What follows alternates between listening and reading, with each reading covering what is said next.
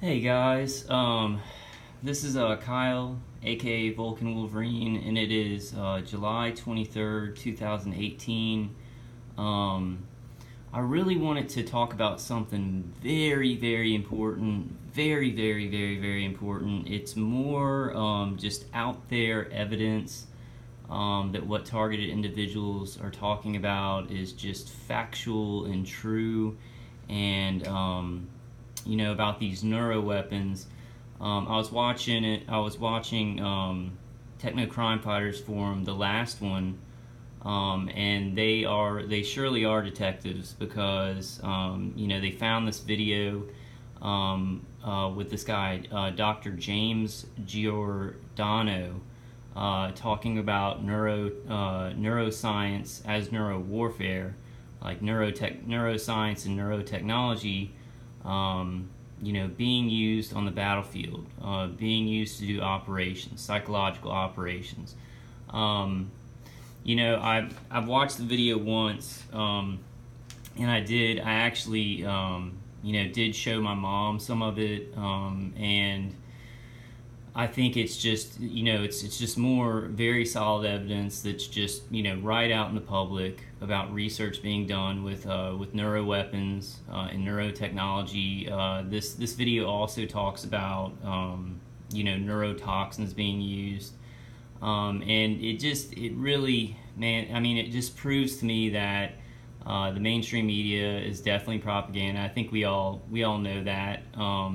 They would be covering this because the implications of this, and actually, this guy, Dr. James Giordano, and he has other videos on YouTube too. So we need to be looking at everything he's putting out because he is a doctor, who brain research, neurotechnology, neuroscience, that's his field. So he's a PhD at Georgetown University, speaking about this. It's called this video, and we need to be looking up like pretty much everything that he's talking about. It's called Brain Science from Bench to Battlefield. From bench to battlefield. So that's neuroscience being weaponized, which Brian too talks a lot about.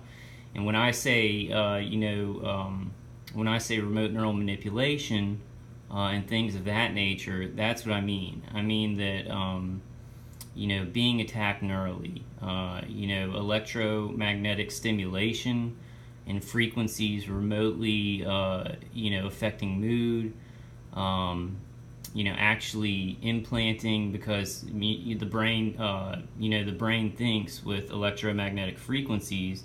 So actually, injections of visuals, mood, dream manipulation, sleep deprivation, all these things, and pain to the nervous system. This is a reality, and this I want to play some clips from this. But please, guys, targeted individuals, watch this video in its entirety, and watch it more than once, because, and also non-TIs, please watch this video.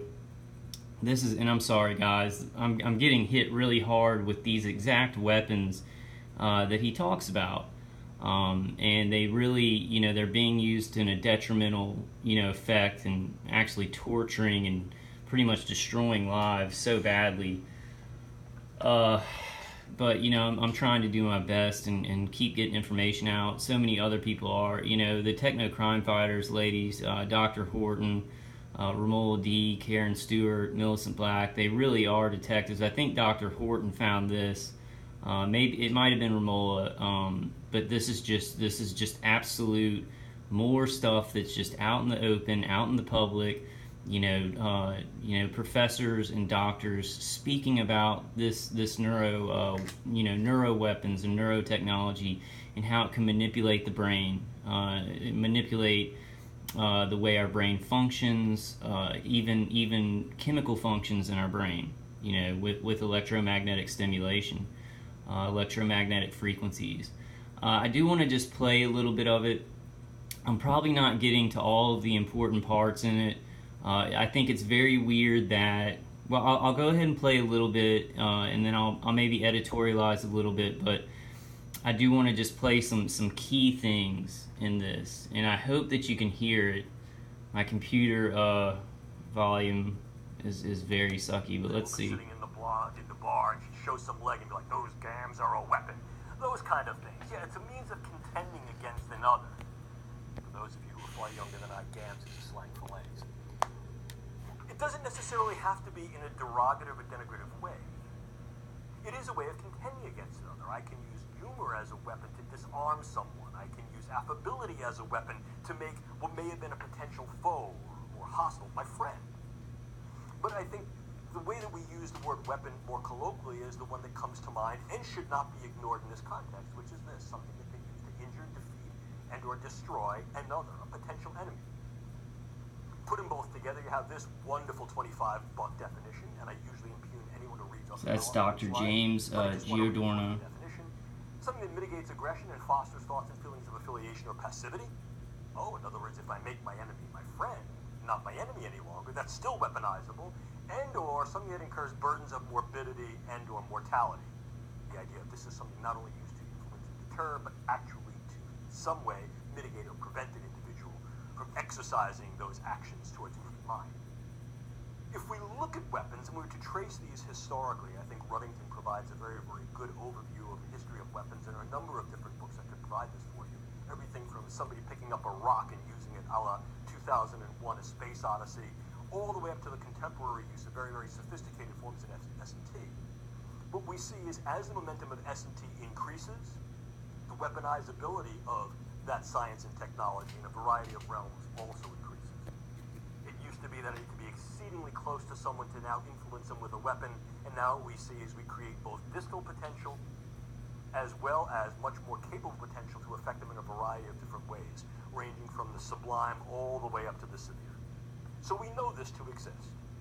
There are two types of weapons: those that are called soft weapons and those that are called hard weapons. If we now take a look at the brain sciences as weaponizable, a real word by the way, we can see that in fact the brain sciences are weaponizable across both dimensions: soft weaponizability and hard weaponizability. In the former sense, we're seeing that the neurosciences can be used to gain economic leverage, not least of which is because neuroscience and technology commands and captures $175 billion with a B dollar annual. I kind of want him to get to the part because he mentions electromagnetic frequencies and electromagnetic stimulation being used. It can also be used for somewhat softer applications in the national security space, inclusive of intelligence purposes and the use of neuro and cognitive sciences to develop insights to and techniques for psychological operations and information systems, which refer to in military parlance as PSYOPs and MISO.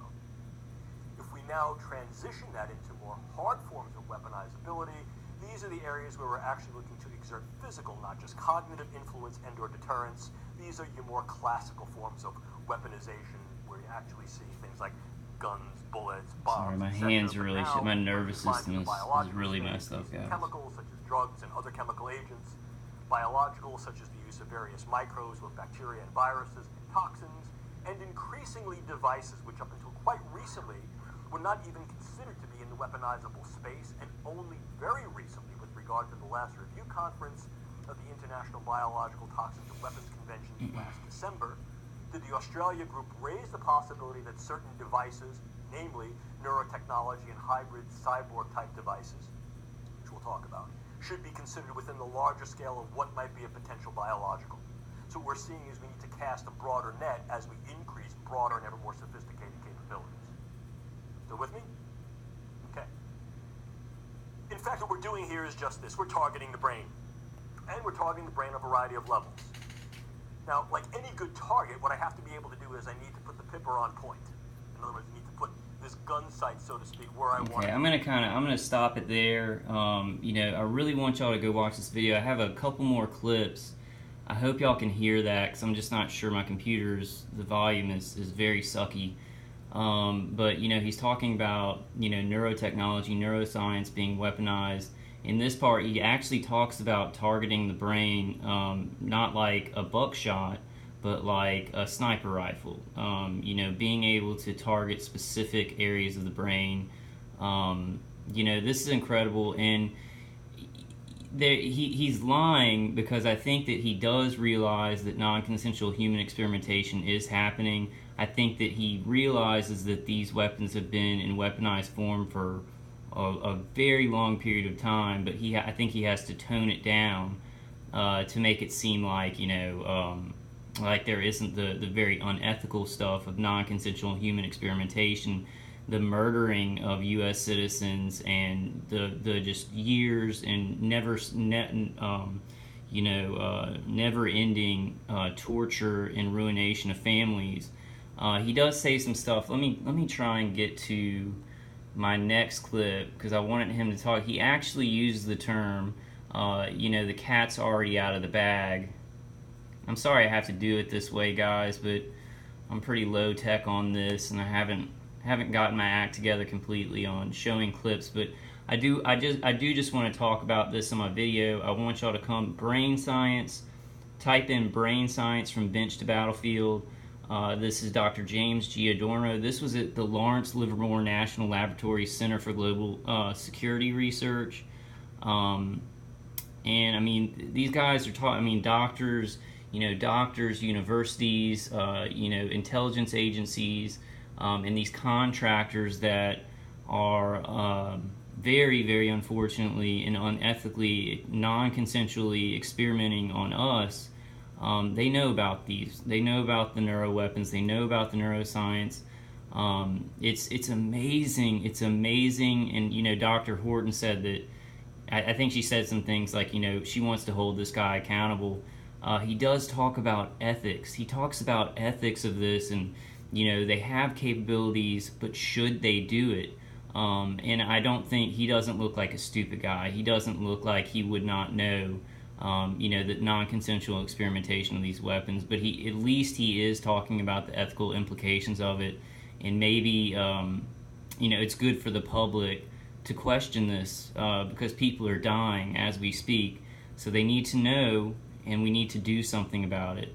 But let me play this clip, and I know my hand's shaking, guys, and I need a better way to do this, but I kind of just want to get the information out there. Y'all please come and watch the whole video entirely, but let's continue on. This is not crying wolf, and this is not chicken little. There's a wolf there, and although it may not be that the sky is falling yet, folks, it looks like rain. Bring an umbrella. That said, what's going to rain down? This. Various uses of neuroscience and technology in intelligence, security, and defense operations. So, for example, if we take a look at the intelligence and surveillance space, my hands are really shaky. Sorry. Upon the capability of something called NeurInt, neurocognitive intelligence, which really represents not only assessing various neuropsychological factors that are operative in narratives of individual and group activities and the cognitions that underscore them, but also harnessing intelligence operators to brain-machine interfacing systems so as to allow an increased capability through reciprocal dynamic robotics, whereby the system is doing certain things quite well, the human operator is doing things quite well, and they reciprocally learn from each other. Okay, so that was a very important thing that he said right there. He's talking about brain-to-machine computer interfaces. So when I tell you guys, and a lot of other target individuals talk about this, I get 24-hour day V2K, and I say there are shift workers on there, but a lot of it is automated. Now, what he said there is important for us target individuals, because he's talking about human operators, but also automated systems, and they learn from each other. They get better at their operations as they work together. And the brain to machine interface is very important, because I actually have people in my hive, the hive team, or whatever, hive mind team, or whatever you want to call it, the shift workers, who they will hook up visuals from them through the computer or remote platform straight into my mind. So I will get a signal or a visual from somebody on their team that they are thinking, and then it's being transmitted to my head. I mean, I know this like he says it too. He says, This is not science fiction. This is fact. He's talking about brain